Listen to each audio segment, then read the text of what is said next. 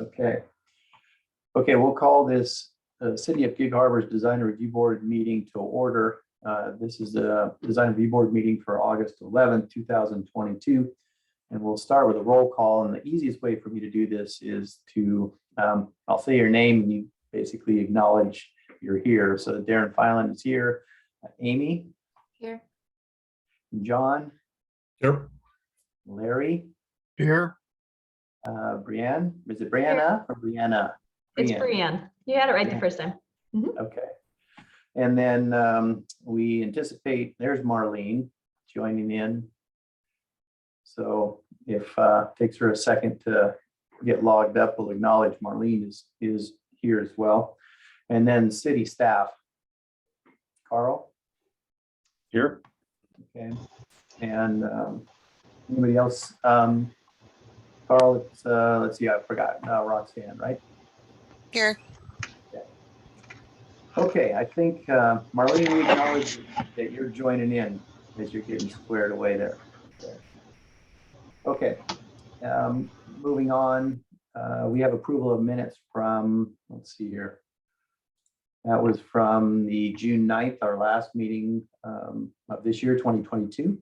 So do I have a motion to approve the minutes? Motion to approve is written. Okay. Any other questions or comments? Do I have a second on that motion? Second. Okay. Now, any other questions or comments? Okay. We'll call for the question. All in favor of approving the minutes as written? Aye. Aye. Aye. Aye. Okay, that's out of the way. Okay, now we'll go ahead and announce the application. We'll get the meeting, we're moving along. This is, we have one application this evening. This is from Resource Properties LLC, 108 West Stewart Street, Jalop. And this is the reserve preliminary plat. And there's a bunch of numbers I'm not going to go into. You can read them on your agenda sheet. The applicant proposes to develop 2 contiguous and undeveloped parcels totaling about 10 acres, 9.88 acres into 14 single-family residential lots. The development will take place predominantly within the western 5.27 acres of the site, closest to Peacock Hill Avenue. The development on the eastern portion of the site is limited by a Category 3 and 4 wetland, a stream, and associated buffers and topography. So I don't think I need to necessarily get into this anymore. We have looked at this in the past. It's based on the information, I think it was back in 2017, am I correct? Okay, and there was a little bit of different configuration with some of the walls and such. So it sounds like there's some changes as it's coming back before the DRB. We'll move into, this is an open public meeting announcement. Basically, we conduct these meetings that are open, the public can comment on it. I don't know if we have anybody signed up or is listening in, so you can maybe mention in on that. If there are some people that want to comment, I'll reserve a time slot towards the end of maybe the presentation from the applicant to allow them to do so. So just let us know, Carl and Roxanne, if you see anybody that's signed in that wants to make a comment. Appearance of fairness, we'll basically get that out of the way. Ask the DRB a few questions. Have any of the DRB members had any ex parte or oral written communications regarding this application? You can just shake your head no. I'll acknowledge that I do not see any. That's good. So taking into consideration the appearance of fairness doctrine, do any members of the DRB have any reason to recuse themselves from discussion and voting on this application? I see a bunch of no head shakes, so I think we're good on that. And then lastly, do any, I guess there's no members of the audience that would that are signed up that would have any reason to object from anybody participating and or with city staff. So I'll ask the applicant if there's anybody in city staff or on the DRB that you feel would have an objection to voting on this application. No. Okay, fantastic. And so now we'll turn it over to the staff for their report. So it'd be Roxanne. You had a question, Carl? Yeah, I just wanted to note, Chair, that there is one person in attendance. They Okay. have not indicated that they've not raised their hand and any indication that they'd like to speak, but just so you know, there is one person in attendance. Okay, if they'd like to speak, just sign up and we'll give them an opportunity. Okay, thank you, Darren, for introducing the project. Again, this is a proposal to develop 2 contiguous undeveloped parcels totaling 9.88 acres into 14 single-family residential lots. There are some steep slopes and a wetland on the eastern part of the property, so the development will predominantly take place on the western 5.27 acres of the site, closest to Peacock Hill Avenue. So the proposal will create 14 lots, 3 tracks, 2 private tracks for access, utilities, stormwater, and recreation, and a 3rd tract of open space for the wetland and its associated buffer. The applicant is requesting approval of the project for consistency with requirements of the design manual with regard to deviation from 6-foot maximum height for retaining walls. The stormwater vault, which is kind of in this north central part of the proposal or the property, excuse me, has walls up to 15 feet on the eastern elevation and like just over 6 feet on the north and southeast elevation. So I believe, in my opinion, these walls will face towards the wetland area, the forested area, away from the rest of the development, and then is also shrouded on the north side by the 25-foot vegetative barrier to the single family development to the north. So as far as aesthetics, I don't really see any issues, and the stormwater catchment is important for this development. The applicant is also requesting relief from the grading balance requirements. As the current grading scheme has 23,640 cubic yards of import fill and 5,341 cubic yards of cut, which is beyond the 10% we request as from the city for balanced cut and fill. This type of the amount of import fill is going to allow for a road, cul-de-sac, and the stormwater retention. Staff doesn't see any issues with the grading scheme as long as work areas are properly revegetated and best management practices are utilized for erosion control. I did want to note that the city's received several comments about stormwater retention and stormwater management on site. And I think there might be some folks that want to comment on that today. I just wanted to note that stormwater management is outside the purview of the design review board, and these comments are more appropriate for the hearing examiner. And we have responded to the public comments regarding stormwater and just let them know that, yes, the city manages or inspects stormwater. These are designed by qualified engineers, and that the city requires private stormwater facilities to be maintained and cleaned. So in case that helps anyone that is here to comment about stormwater, just know that the design review board does not manage stormwater facilities. They don't regulate stormwater facilities, and that would be more pertinent comments for the hearing examiner as we move forward with this project. Okay, any questions about any of that so far? Okay, I'll let Darton take it away. Thank you, Roxanne. Yeah, we put together a little presentation, so I'll share my screen here. And Darton, can you introduce yourself and your team members? Yes, I will.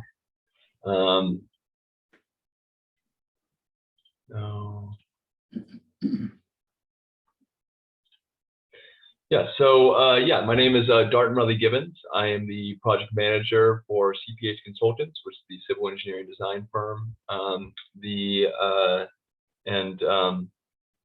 We have here along with us this meeting Clay Loomis, who's actually titled as Justin Holland, if you're looking at the names underneath there, he is the project manager for prospect development. And so, as you mentioned, the technical owner is resource development, or resources is a different company, but the applicant is prospect development. Clay Loomis is the project manager for them and representing them, the applicant today. Like I said, I'm the civil engineer.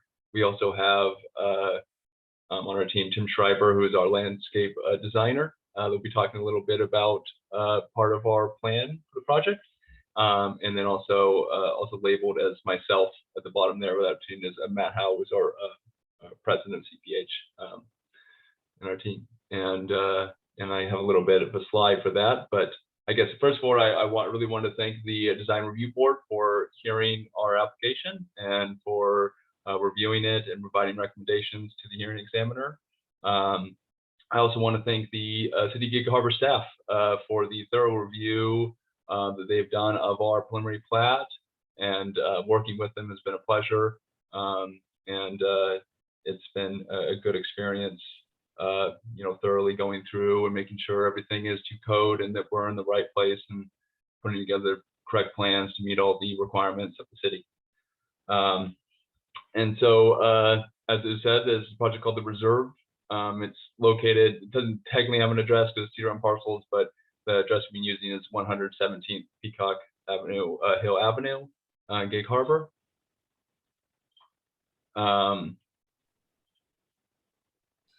And kind of going over what I just went over, the name, this is kind of a general vicinity map showing the location of the project. It's a little north of kind of the Gig Harbor downtown area, and it is in kind of a slightly annexed stub out of the city of Gig Harbor, where the properties to the north and south and east are not, or in Pierce County, unincorporated Pierce County.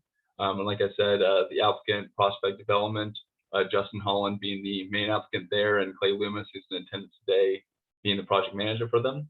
Like I said, for the civil engineering is CPH consultants, as well as the landscape architects. And Matt Howe, the president, in attendance, myself, the project manager, Dave Andrews, who are licensed landscape architect, is unfortunately away on vacation and cannot attend. But we have Tim Schreiber, who's a landscape designer and is very familiar with the landscape plans and the alternative landscape design that we'll be presenting to you today.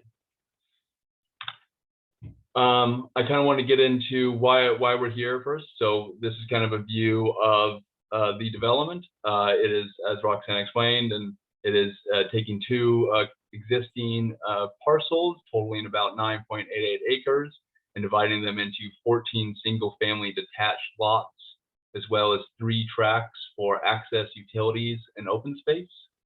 As you can see from this graphic, over half the site is going to be left in existing conditions and dedicated as open space. That's exactly about 58.5% of the entire site will be left in its current condition with this whole OS1 tract. You can see our 14 lots, as well as private access roads. And this is where Roxanne was describing where a location of our detention vault is. The reason we are here in front of you, is, as Roxanne explained as well, is we're requesting relief from the requirement for having walls over 6 feet height. She said there is the west facing edge of our vault along here has a maximum height about 15 feet, and then the kind of northwest or northeast facing wall has around 6 feet or so, just over 6 feet height. So that'll be the 2 requests for the 2 walls. And then the other request is for an imbalance in earthwork. And this next slide has kind of a graphic of what our full proposed landscaping plan will be, as well as some existing contours. The site drops off from Peacock Hill Avenue pretty steeply, starting about 20% and gets steeper. As you can see, it started exceeding around 40% slope on the far east side of the project, a little bit past where we are stop our development. And the topography of it is such that with current Gig Harbor design standards, which allow a maximum slope of 15% for a road, we cannot catch up grade quickly enough and hit existing grade essentially for the entire distance of our site. That is why we have come here and to request relief from not being able to achieve that 10% margin in earthwork balance. And this is the citation of the code. It's actually 17.99.24.c. Requires development to fit the natural landscape for the proposed site and balance cut and fill volumes without the use of retaining walls over 6 feet tall. And this is a kind of a summary of this code, but as the general requirement. And as Roxanne went over our earthwork numbers, so we are disturbing approximately 3.5 acres of the 9.8 acre site. And our earthwork estimates show that we'll be removing, cutting into about 5,341 cubic yards of material and filling 23,649, which leaves us a net import of soil of 18,307 cubic yards. If you kind of take this on average over our entire site, it's about 3.25 feet of fill if you were to average over the entire site being added on to make the site meet design requirements and be buildable. There are various variances outside of this review that we're requesting from the engineering department that relate to trying our best to balance the site. The first one being the intersection landing length. So the Gig Harbor requirements under the public works standards request that you have a 30-foot length from the property line to where you start deviating past a 3% grade. For our site, in order to do that, well, I guess let me get to the reason for why that is.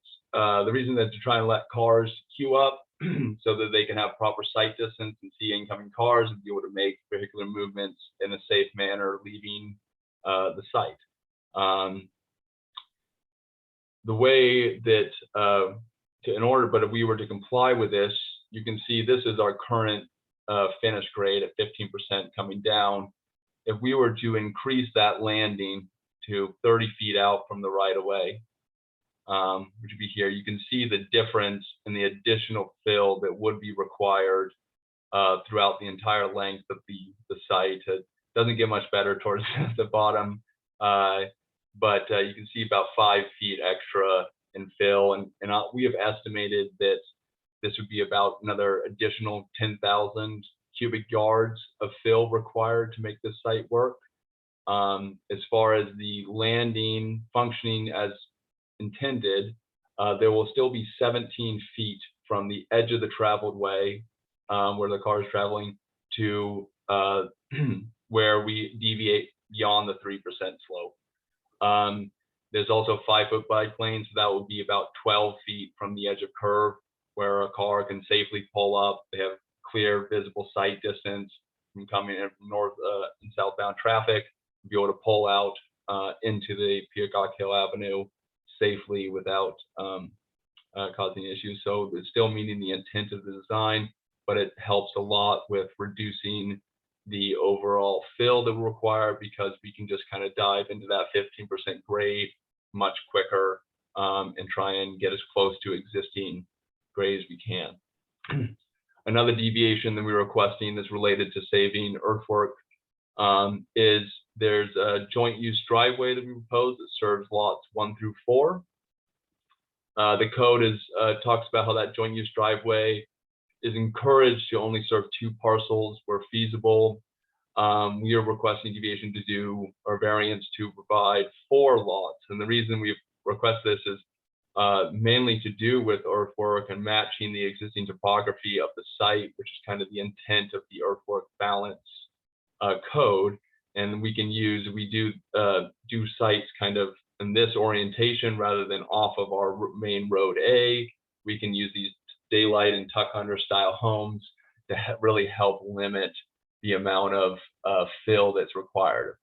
If you had typical flat lots, and you were coming off this side here, you would not be able to have that same overall reduction. You could do tuck unders, but you wouldn't be able to get that same overall volume of material removed in this area and be able to use elsewhere on site where the fill is needed. The third variance that we're requesting and efforts to reduce the overall fill is a deviation from the standard street section. So on the right here, this is the City of Gig Harbor Standard Detail 203, which is requests a 5-foot planter strip after the curb and before the sidewalk. We are requesting relief from that to just have curb straight to sidewalk, and then have our retaining wall on the other side of that. This in the efforts also similar to the landing, where if the whole frontage gets pushed out further over this steep hill, it's just going to require a lot more fill on all the frontage work, as well as push our landing out further, and we cannot, in the catching to existing grade, it made even more difficult, and there's a bigger variance between existing and proposed grade all the way along that roadway, which I have a few slides coming up that kind of can demonstrate where it is, the difficulty of this site and getting the site to match the existing topography without completely going way over any design requirements allowed by the city. As I talked about, these are the kind of the efforts. We have these 3 variances that we're requesting to help us grade the site in a way that balances better. And one of those is, and part of this discussion is kind of a close-up of that detention vault. So this is our detention vault here, the exposed edge wall against this 25-foot landscape buffer that we vegetated, and then another deeper exposed wall with a maximum height of 15.1 feet at its center there, that faces towards the undisturbed 5.7 acres of open space that is left on the site. There's also some minor walls here that we're keeping under 6 feet in height to also kind of help transition into that exposed vault wall. But as we talked about, the other items that we're doing within code are maximizing a roadway slope at 15%, terracing the site with some shorter 6-foot walls that are terraced between lots to help that transition coming down the road, because it's difficult to have a nice driveway off a 15-foot lot, so it helps us kind of stabilize those as we come down. Utilizing tuck unders and daylight style homes wherever we can, and then also using that detention vault in that corner where we have one of our larger fill areas to kind of help mitigate how much material we're going to have to put there. With a 15-foot wall, that'd be 30 feet of slope extending past our site, and without an exposed wall. This graphic here is a kind of cut and fill banding graphic looking at depths of, it's comparing our finished grade to the existing topography, and dark red shows an area where we're cutting into the existing, where the green and darker green kind of shows where we're filling. The most we're filling is in these lots around 10, 8, 9, 7, where we have fill depths of upwards between 10 and 16 feet.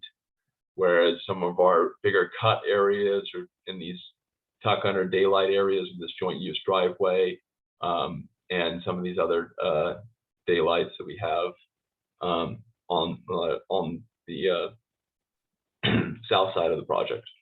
And you can kind of see the whole roadway itself. There's no point at which until later down the road that we actually hit existing grade until well into the road. And you can imagine if this had to come out a little bit further before it died down, there would be a lot more green on this graphic than there is now.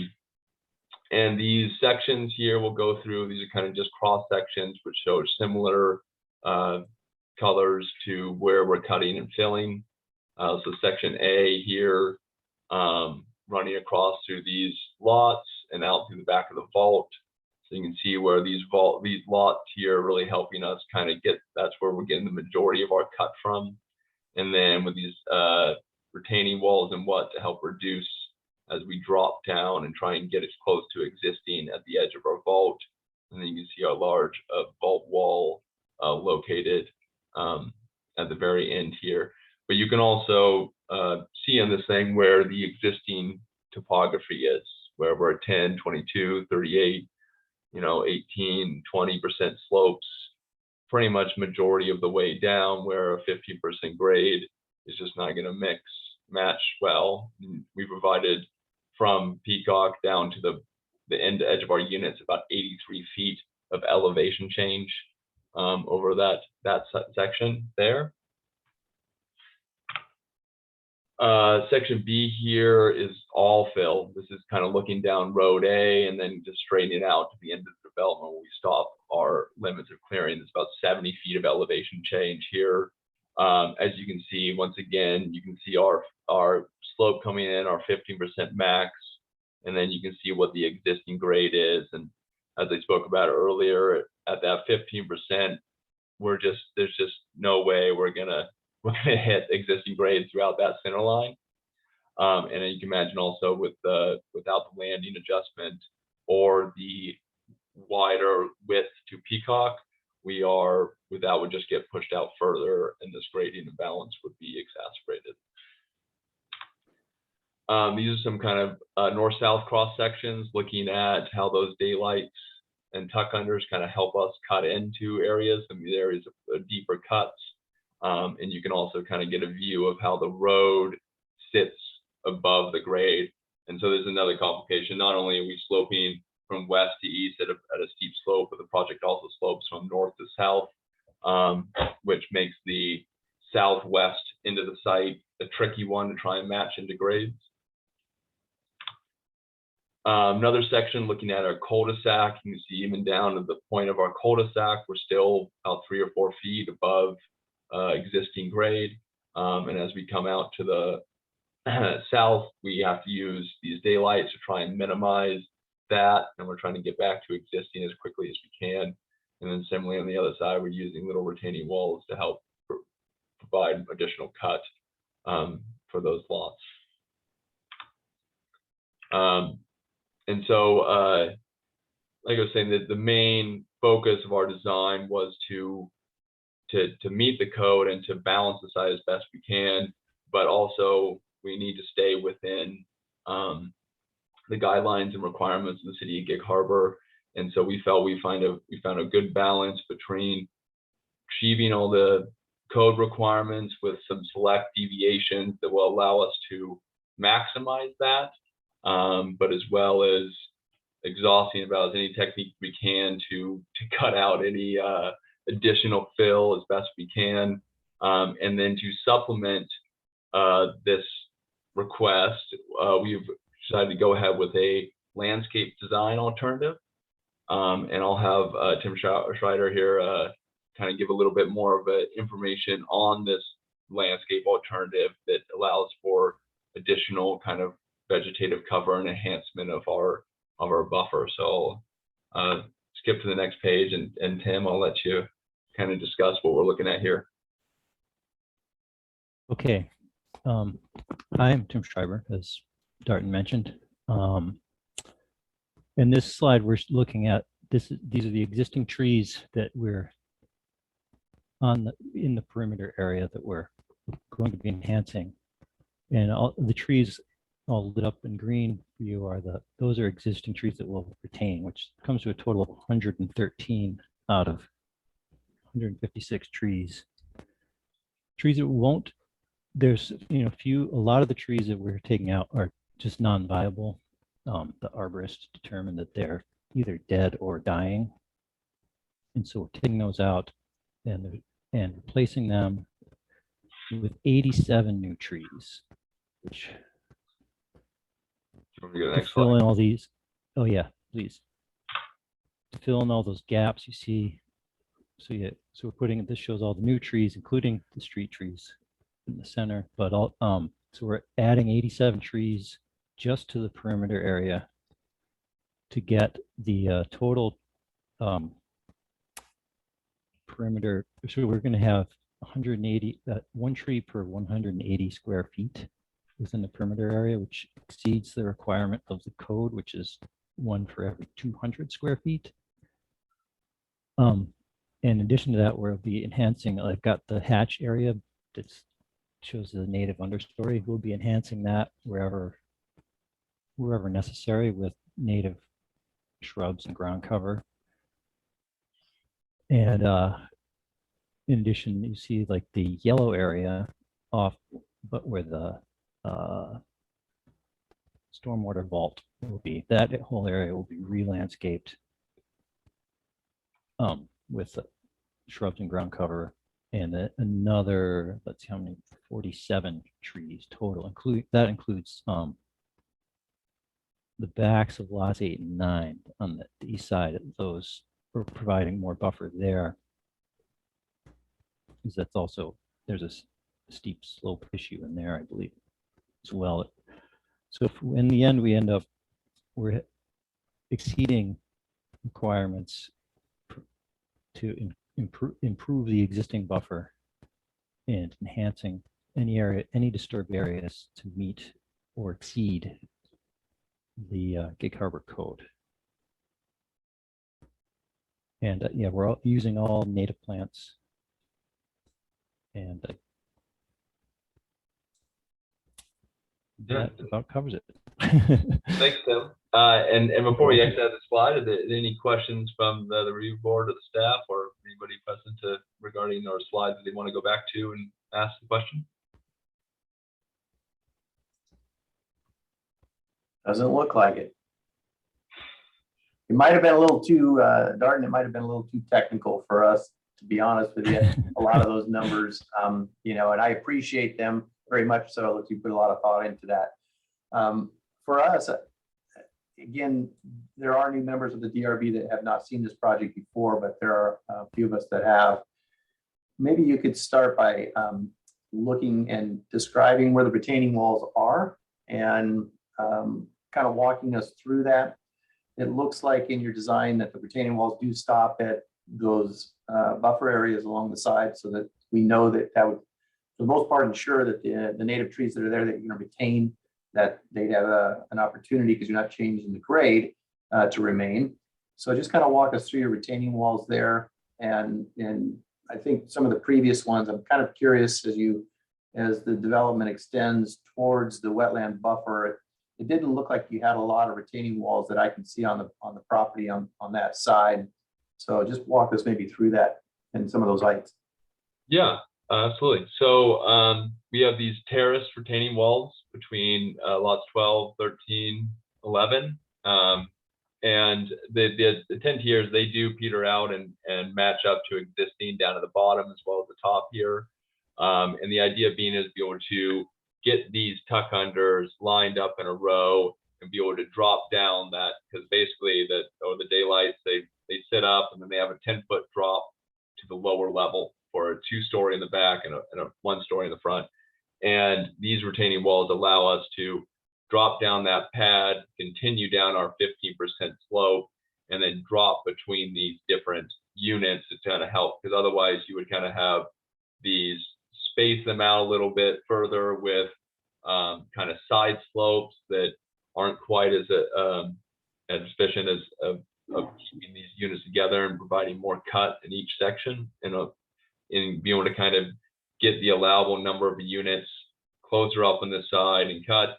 Down here where you have 10, 9, 8, these are all similar daylights.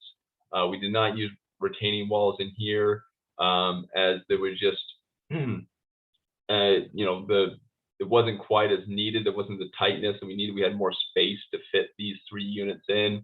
In that sense, we were just trying to kind of minimize the number of walls overall in any project and put them just where we felt maximized the cut and get in the tuck under units that we'd like, rather than just kind of put them anywhere that needed them.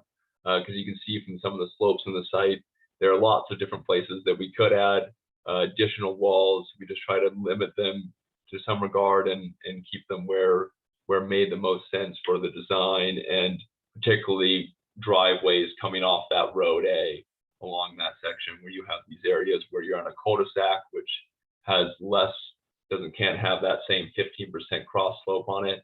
And so those units are going to be roughly around the same elevation.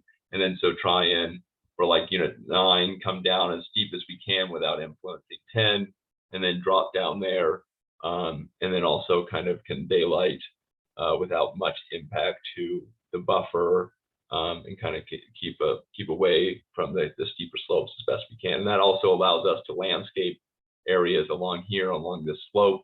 Whereas if we had a retaining wall right on the edge of this boundary, I guess you can landscape up above, but it wouldn't have the same kind of fill back into the natural topography of the site that this design has. And I saw a hand up, Amy. Yeah, I just was, is there any concern? I mean, lot 9 just has such an extreme slope on the other side of it without any wall, or is the plan just to use erosion control in vegetation alone to try to mitigate? Because that's a really big slope on the other side of 9. Yeah, so yeah, it's a steep slope, and where you can see this is the top of the steep slope, and we're well within the setback requirements for that. All the soil will be compacted and stabilized, because the majority of this down here is going to be structural fill brought into the site, and it'll be compacted, revegetated. We'll of course have during the construction process, while vegetation is growing, there will be erosion control best manager practices. So items like silt fence and hydroseeding and straw wattles and all these items to kind of stop the erosion and potential sediment dragged into the wetland area. And so that will be compliant with this. And then once it's compacted and stabilized and revegetated, it will actually be, we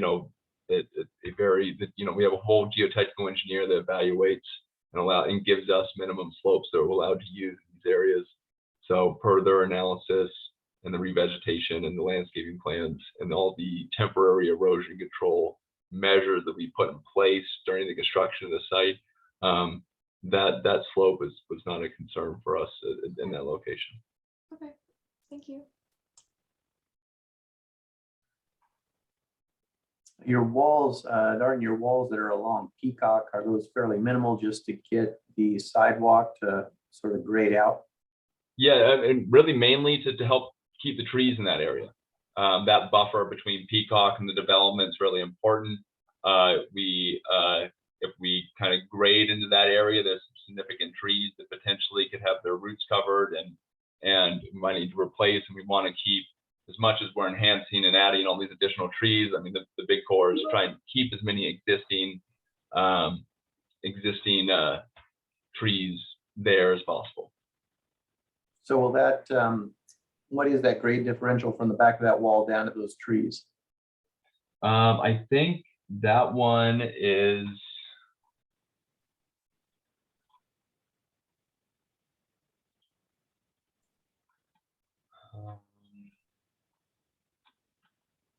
those walls along,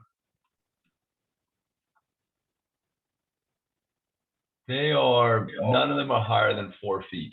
I think the highest they are is 3 along that whole frontage section.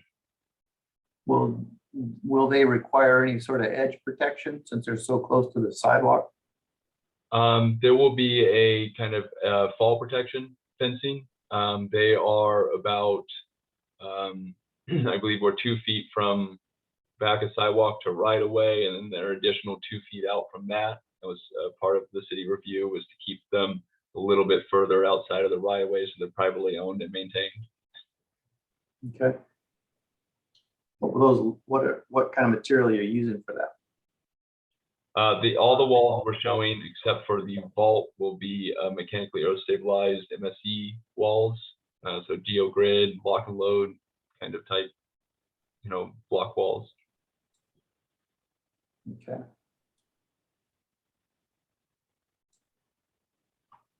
Okay, does any DRB members have any other questions? Okay, I'm sorry, this one might have come up, but can you tell me again what the slope of Road A is? What your grade you're is there? coming in and out, Marlene. Oh, I'm sorry. Let me try with the microphone to my mouth. Can you hear me?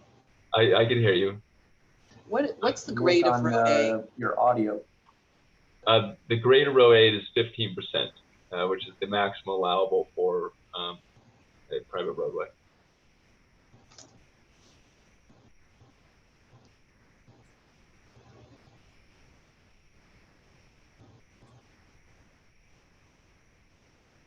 All right, Marlene, you still there with us? I think that others can hear me. Can In others video hear? only at this time. So if you get your audio back on, you jump back in. I'll give you a minute here or so. I can hear you, the- Billy. So the can we go applicant- back then to the city's basic report?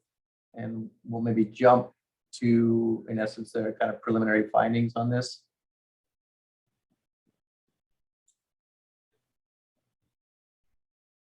Sorry, is that for So I guess just some general questions of the DRB members in regards to this application. I think we looked at it before.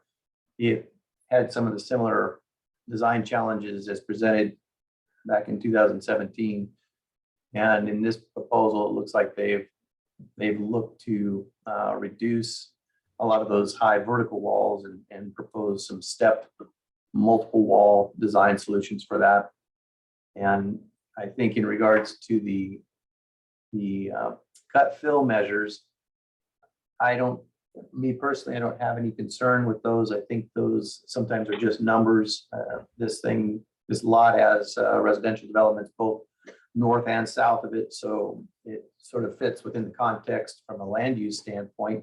And yes, we know the site in that area, slopes down towards Crescent Valley from Peacock, and so there's some challenges there. I think most important, if you're going to put in some development, those grades need to be met to meet emergency vehicle access requirements and such. And I think the idea of what cut and fill is, I think they meet the spirit and the intent of trying to match grade.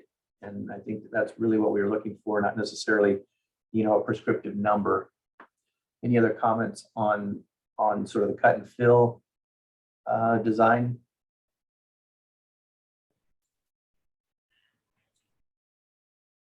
Okay, being none. And then I guess lastly were the walls. Am I reading this right, that we don't have any walls that are above 6 feet? Or we do? we do. None of the MSE walls that are kind of dashed, it is the exposed. My audio.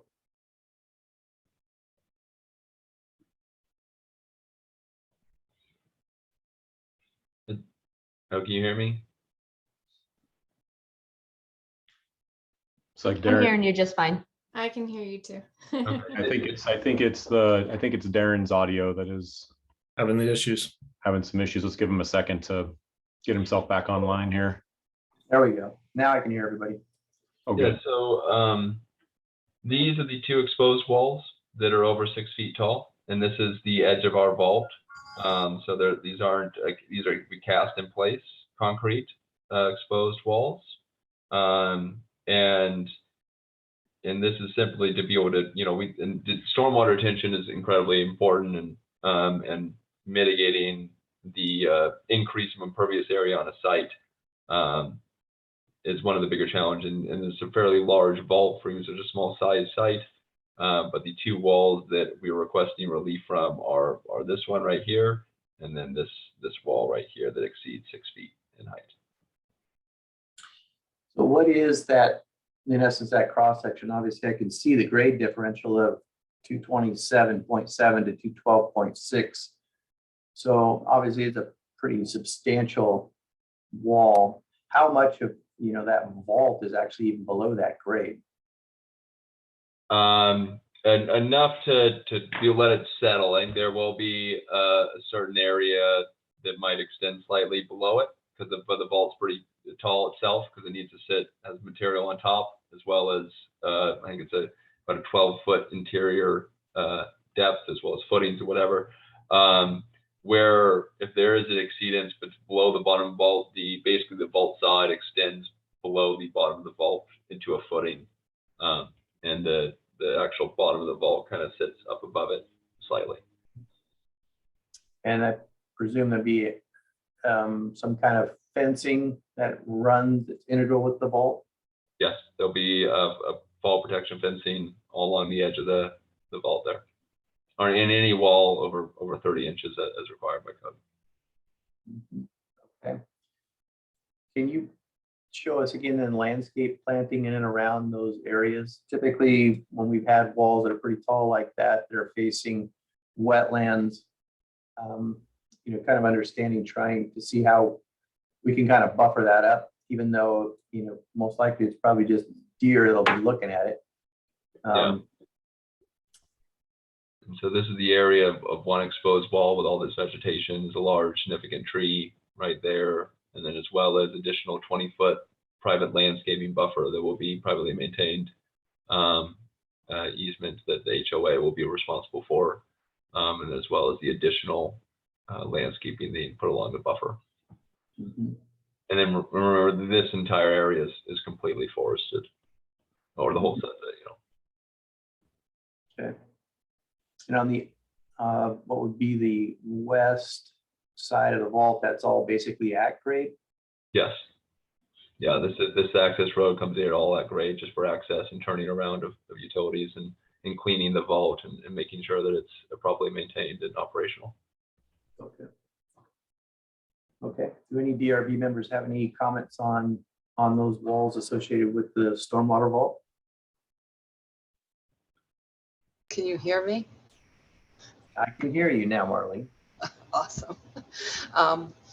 So are we asking questions or are we making comments at this point? Either or. Okay, well, I'll just make a comment, and I think I agree with staff's assessment that this is a visually a low impact, and maybe yours as well, that the deers and squirrels and bunnies will be looking at these retaining walls, but they're pretty removed. The taller ones anyways are pretty removed from public access, and there is going to be quite a bit of landscaping there, which is something that we've looked at in other projects and said that, if you have a 6-foot wall, but you have landscaping going up to 3 feet, that reads as a much shorter wall, and it's really not visually impactful. So I think I'm okay to sign off on those grading walls within the overall context of the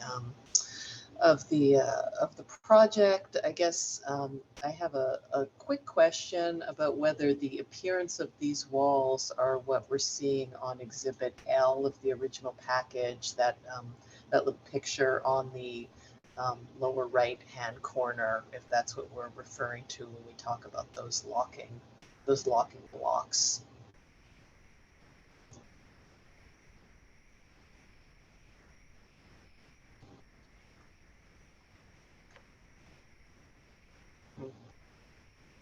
And I'm not hearing anybody now. No, well, I completely agree.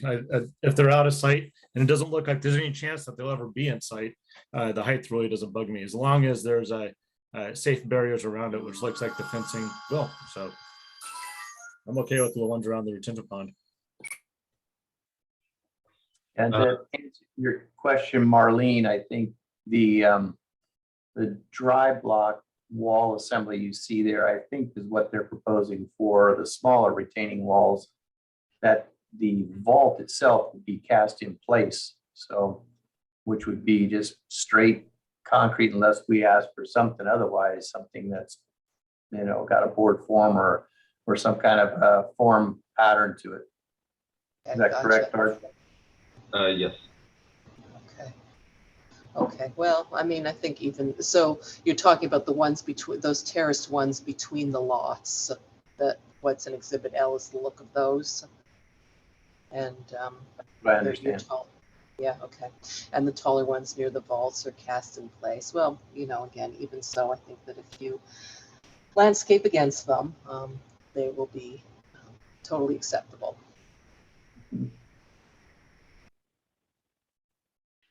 Okay. Any other comments from DRB members? My question is really just relates to the previous review. From my read of the staff report, there aren't significant changes from what the DRB saw before, but I just wanted to confirm that it looked like it was it expired between the past review and now, but I wanted to ask the question to see if there was any major changes that you're seeing here to the overall design between then and now.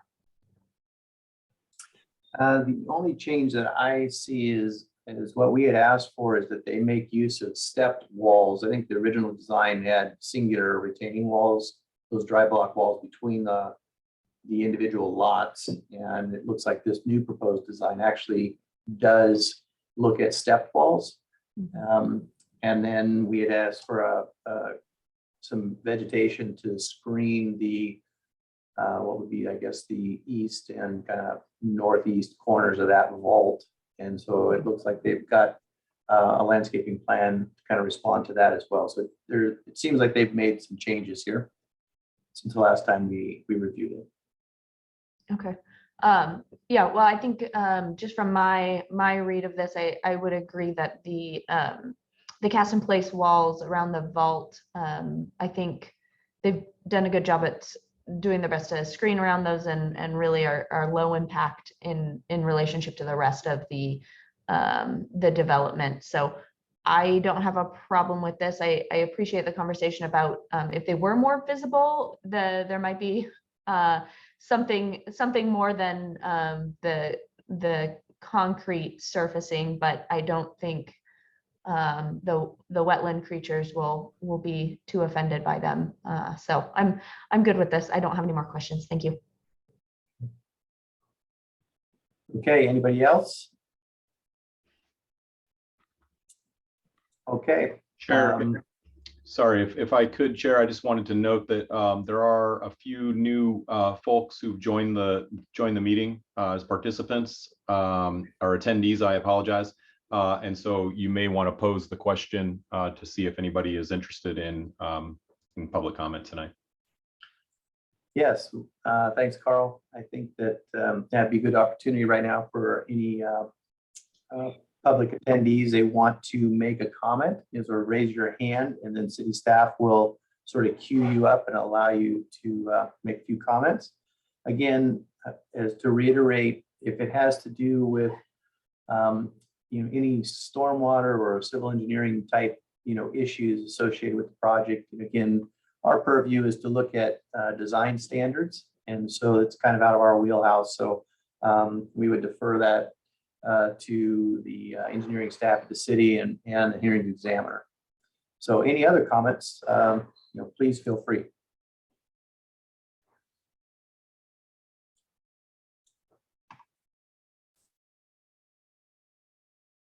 I see one hand up, so we'll see. City staff can is it John say a few words?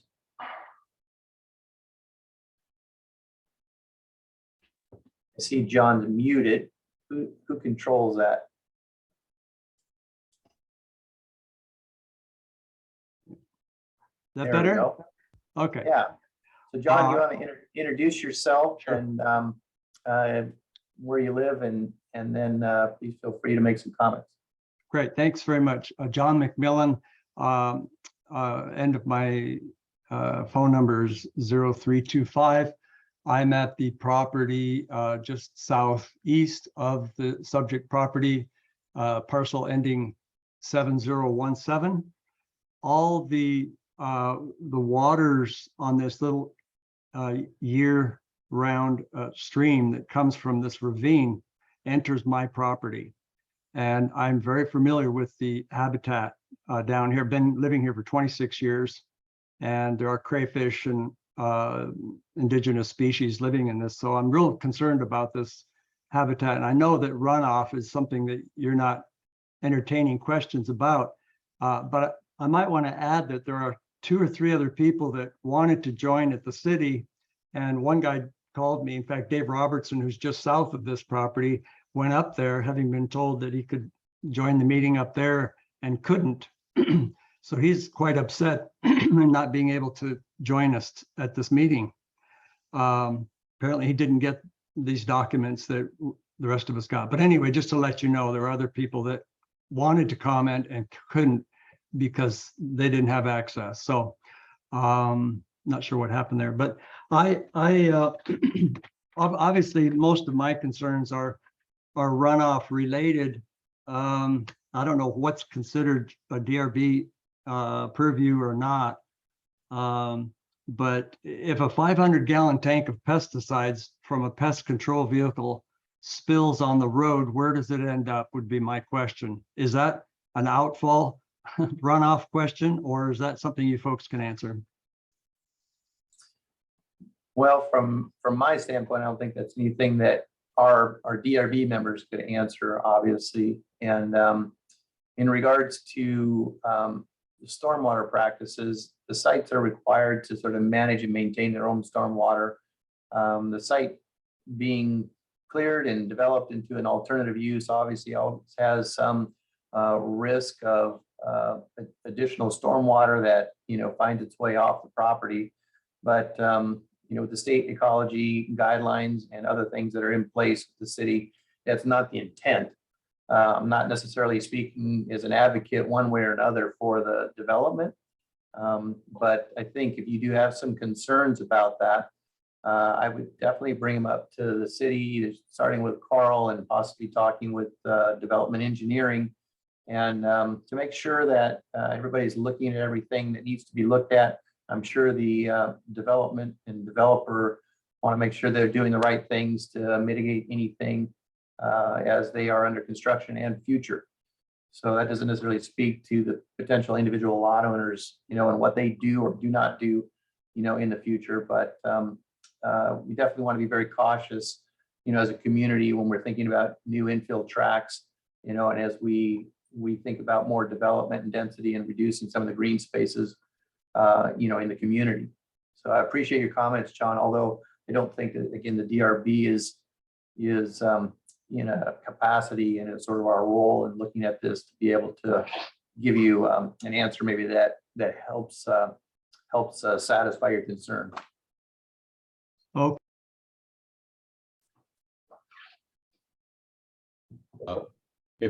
Chair, if I could, for Mr. McMillan, yeah, please do reach out to Roxy Robles, and she would be able to answer those questions or get you to the person who could help answer those questions. Absolutely. Okay, it sounds like we have Tony like to say a few words. Yeah, thank you. Good evening, everyone. My name is Tony DeMarco. I live on 101st Street Court Northwest, just to the side of this proposed project. I'm just getting onto this meeting and hearing some of the language that is used, that it's quite clear to a layman that this site is almost virtually unbuildable. There's been multiple attempts to build on this same site before, and they have failed every time. So just to relive a few of the comments made by Darden, he says, we need relief because we're going to have excessive walls built. We need relief because we can't meet a 15% road grade. We need to deviate from codes for joint use driveways. The difficulty of the site is repeatedly mentioned. You looked at the cut graph, half of the entire site is bright red.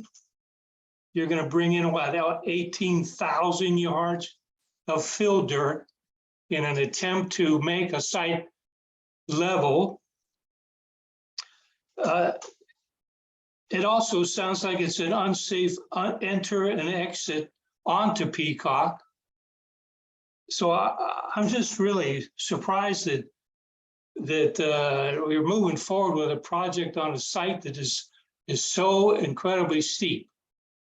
So I'm just voicing my opinion that I'm opposed to the project. And I guess that's all I got to say. My question is this a done deal, or is this, or are we too late to the show here?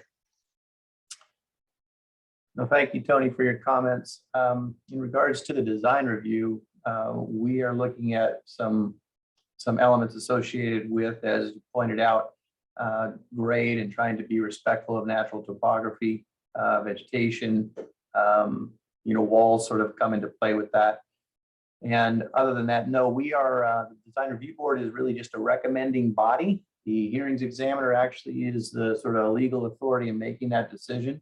So in one sense, we can either approve and what the proposal is, that it meets the intent of the design manual and forward it on, but by no means is certain that the hearings examiner will take our recommendation.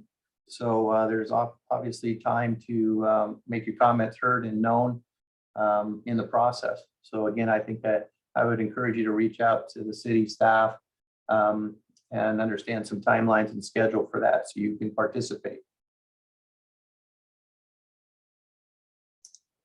Okay, we have another gentleman, Rory.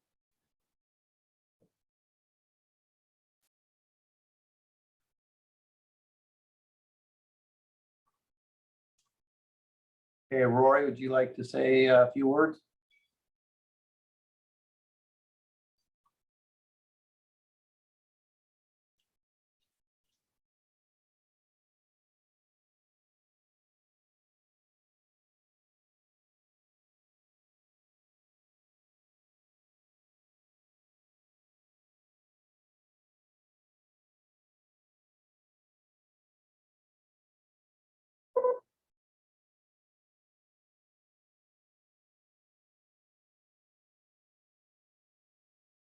Carl, you hear anything?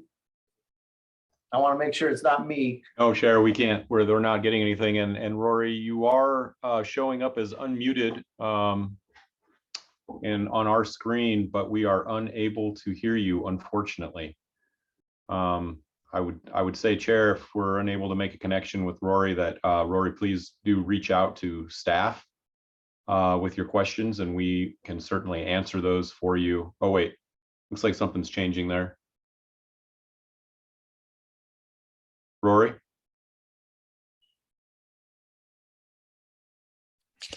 We did receive an email from Rory earlier today with some comments, and our stormwater engineering technician has responded already. So hopefully that helps. But oh yeah, it looks like he's connecting to audio.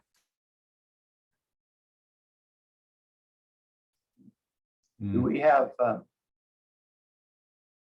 anybody else in the queue that would like to make any public comment, maybe while Rory is working on audio? Nobody else? Okay. Well, if we do have those comments, I guess, and if we can't get Rory's audio to work, maybe we could read his comments into the record. Do you have those, Roxanne? Yes, one moment. I just got to find them in my email.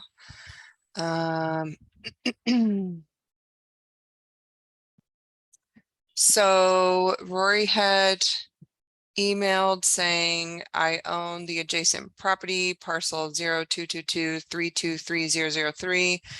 I have some of the same concerns as my neighbors, including Mr. McMillan, who just testified. I'm sure there's been an extensive amount of engineering put into surface water drainage system, including water retention area, 15-inch overflow pipe to reviewing water flow restriction outlets, etc. In theory, the system should work and protect sensitive areas, including surrounding property.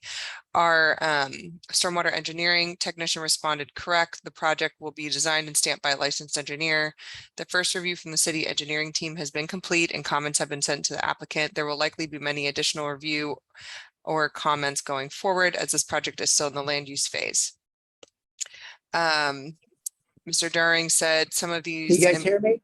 Oh, yes. Hello? Hello? Go ahead, Go- Rory. Okay, I'm sorry. Oh, boy. I apologize. Hey, my name is Rory Doreen, and my parcel number, the last four numbers, is 3003.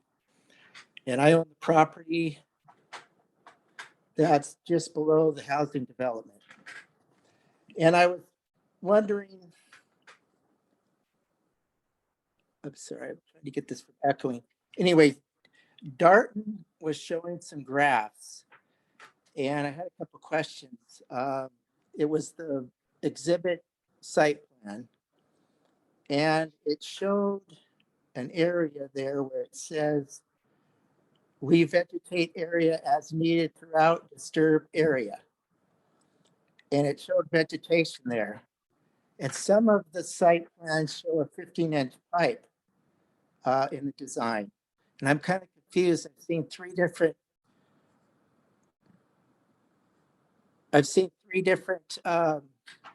designs. Some have the pipe, and then this new one that he showed vegetation. And I was wondering, what's the significance of that? Darton, do you want to respond? Do you know what what he might be referring to, or Rory's referring to?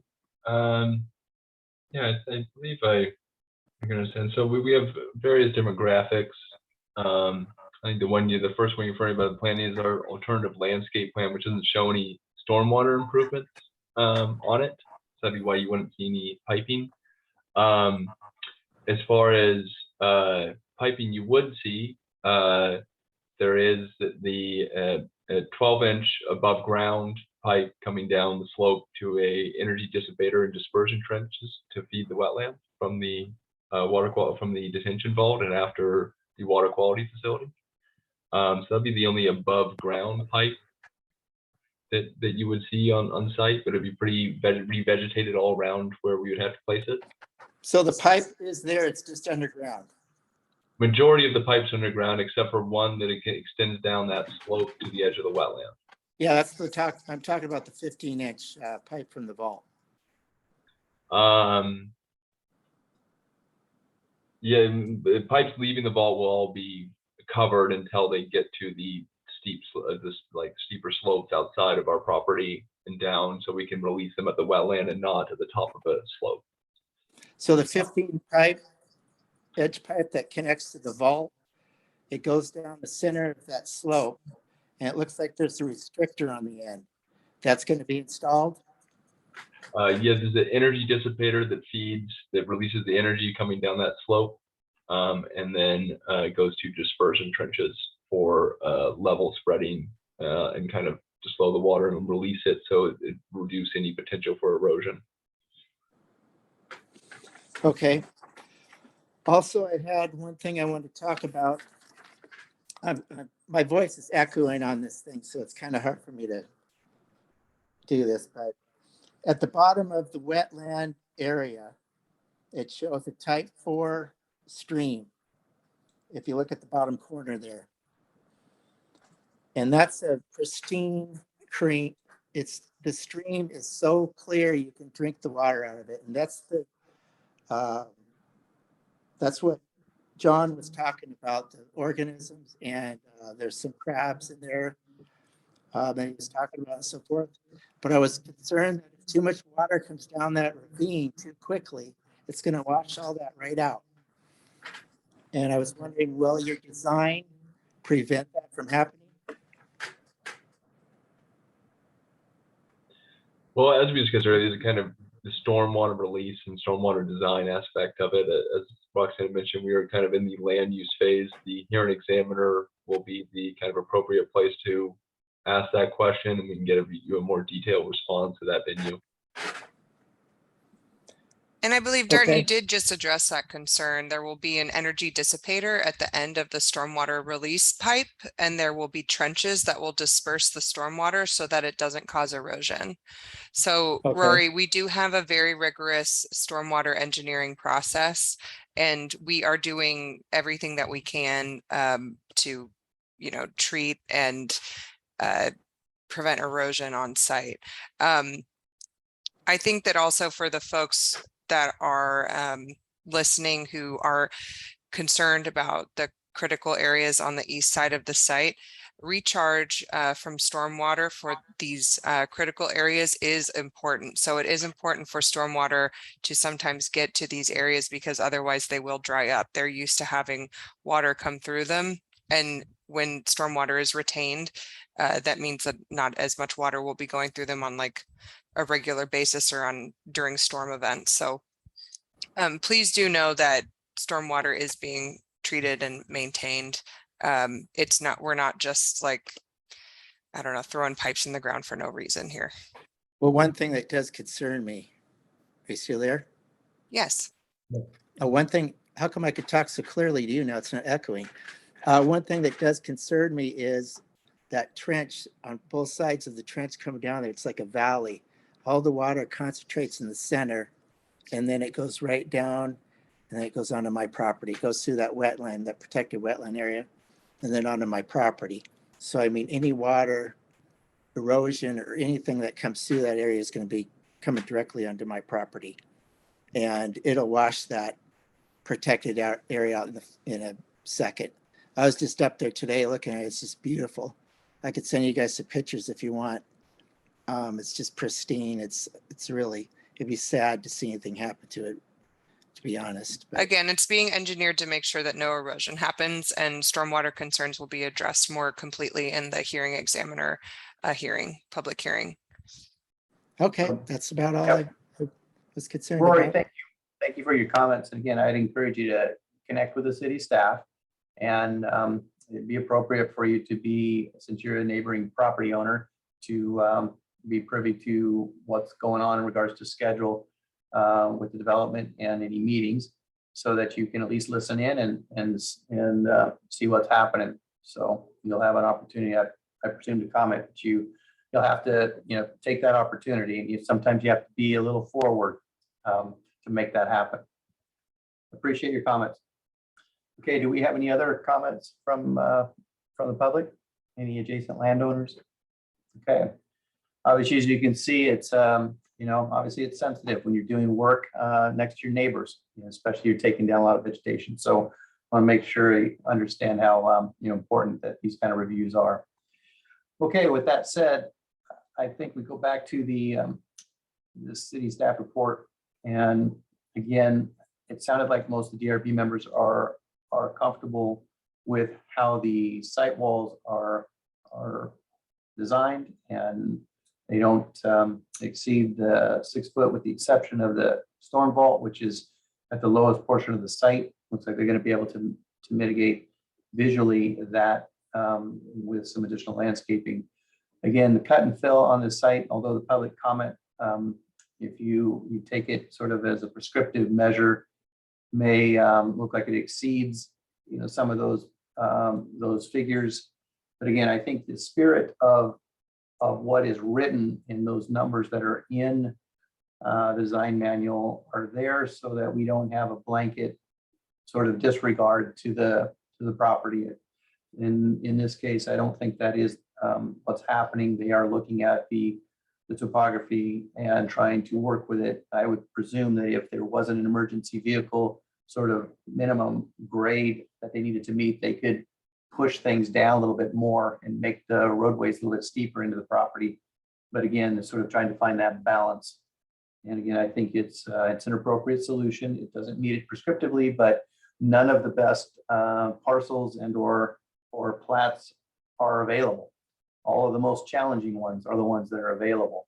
So this is the sort of reviews that are going to be happening and forthcoming as we move forward with infill. So it's just par for the course. Okay, with that said, do we have a motion? Are we voting? We're voting on this, right, Roxanne? Carl? Yes. Yes. Okay. John, you're our motion guy. Come on. So we're just in a motion on the retaining walls that are exceeding the 6 foot in height, correct? I think it's combined. Let me see here. Roxanne, is it not combined in regards to, let's see here.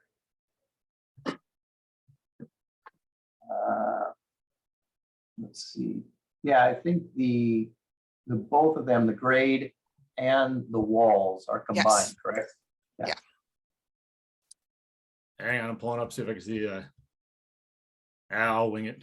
So I'd If like you to make a wanna- motion. Go ahead. If you're on page 10 of the staff, I think, yeah, page 10 of the staff report, Yep, I'm scrolling down to it actually as I'm going to. Hang on. or page 9. Yeah, 9.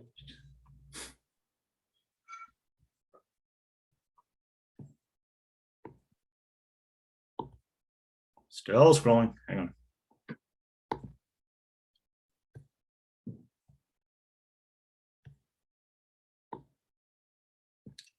There we go. The design review board recommends the hearing examiner approve the proposed grading plan, including the importation of fill exceeding the cut amount and leading to an imbalanced earthwork, as well as the retaining walls that exceed 6 feet. Second. Okay, it's been seconded. I guess I would, I'll see if everybody would agree to add a friendly amendment in regards to the findings section that the proposed design alternative for the reserve meets the intent of the general requirement and is equivalent to the specific language because the proposed topography maintains the general grade of the site. The size and the placement of the proposed walls in addition to their design will minimize the potential for visual impacts as written in the staff's sort of findings. I think it's good wording. That was much more eloquent than what I said. So Well, we'll add it on, we'll add that as a friendly amendment to your motion. And is that friendly amendment seconded? Second. Seconded. Okay. Any other questions, comments on the motion at hand?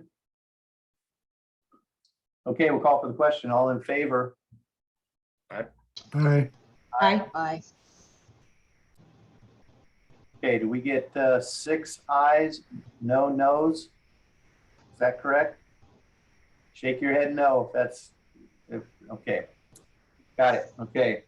So that concludes this application. Thank you, everyone. It's a little challenging one, to say the least.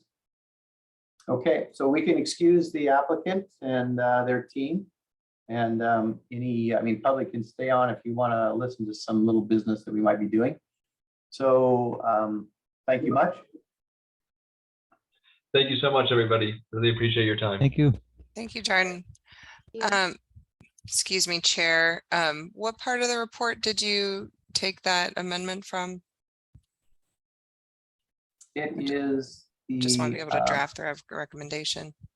Yeah, Was the language in the findings? It's in the findings, which would be on page 9 of the. Oh, gotcha. Okay. The staff report and combined materials. Okay, gotcha. I'll add that to the recommendation. Okay, so what do we have? Do we have anything else on our agenda? So where are we, Carl, in regards to, we have a full board. Where are we in regards to electing a chair and vice chair? Thank you, Chair. So we are actually going out we've got the opening to replace Linda's spot. So we've made a request for applications to replace Linda Pitcher on the board. So we're waiting until the until the city council appoints a new board member before we would hold those elections. So and I believe that Marlene, I believe that your position is also up. Yeah, my term is ending in September. So actually, when I saw the call, I thought it was for my seat. So you gotta put it, if you get 2, maybe you can interview both. Yeah, we will be. Yeah, so we'll have 2 seats open, and I think we are taking applications for both positions through August. That will close on August 30th or 31st, I'm told. And then council will make a selection in their second meeting in September. So then the first meeting after that, we would hold those elections. Okay. Marlene, can I ask if you're putting your name back in the hat? I don't have to make the decision. It was made for me. What does that mean? I'm ineligible. What do you mean you're ineligible? if you recall, the council made a rule of limiting the number of architects on this board. So my term is expiring before yours. No, I thought they threw that out with the term limit thing. I didn't think, I had some questions about it, but now I'm actually in a way relieved not to have to make a decision. Okay. All right. So, well, we will have one more meeting. So what we're gonna have to do tonight, we do have a meeting on the 25th. And I've already notified city staff that I will not be in attendance. So we're gonna have to assign somebody on the DRB to run that meeting. So whoever wants to like put their hand up, maybe they can go through a few protocol things. It's not very difficult, as you can see. If I can do it, anyone can do it. So everybody should just jump right in there. But we'll need to have someone that kind of help run that. The city staff can help support you in that too. So, but I won't be able to participate on the 25th. We're taking my daughter to college that week. So, Chair, if I could recommend, we could wait until the meeting, ensure that we have quorum at that time, and then the members who are present can nominate and elect a chair pro tem for the meeting at that time. okay. So maybe in the interim, you could see if we could find we have this little document that's kind of our chairman's script. Okay, you'll see that. And we could resend that out to all the DRB members. So whoever is dubbed the chair, they'll have a little script to go through. Wait, all this time you've had sheet notes? Yeah. How's this from? This is from like 2010. Absolutely, Chair. We'll get that out to all the board members. And actually, it should have been something that was included in the packet or in the book that we provide to members, or at least to new members. And so some of you may have gotten it and some of you may have not, but we'll get links out to all of that and with an explanation next. Email copy would be nice because the print on that little book is really small. Okay. Yeah. Yeah, I'm sure everybody at some point in time has received it, but if you're not sort of leading up the meeting, you probably have no reason to be looking at it. So maybe just a fresh copy. Will do, Chair. Okay. Any other business for the good of the order? Hey, Carl, it looks like we have one thing coming up on the 25th. Or Roxanne? What is it? So it was net shed. I saw that in there with the development. That's not me. No, it's not. Let me just pull this up really quick. It is just one item, though. I do know that. I forgot to look before the meeting. I apologize. One moment. So I haven't had a chance to look either. I'm just wondering if that is the word net shed in. It is the net this whole shed. portion. Or is it just the word net shed? I haven't looked yet either. So I believe it's the Brinstead, the Babbage Bailey net shed. That's correct. So that's at the single family residence and accessory apartment. This will be Jeremy Hammer, our new associate planner. I don't know if he's been before you all or not yet. I think he has been to at least one DRB meeting so far. So that proposal includes construction of a new single family residence with an attached accessory apartment located at 2913 Harborview Drive on the east side of Harborview Drive. So kind of over by the ag building and where 7 Seas is located now along that street. So right near the intersection there of Harborview Drive and Soundview Drive. I don't know what the alternatives are that they're asking for. It's not in this listing, so I'd have to get that out, but we'll get information out to y'all in plenty of time. thank you.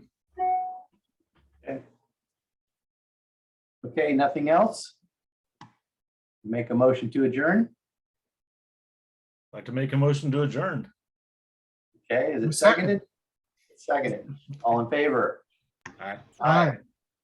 Okay, sorry, that went a little longer than we're used to, going to 6:30. I appreciate everybody sort of sticking in and, you know, and giving everybody an opportunity to speak on a project like this. So always going to be a little bit challenging when we get new infill projects like this. So appreciate the civility that took place too, because it's not always that way.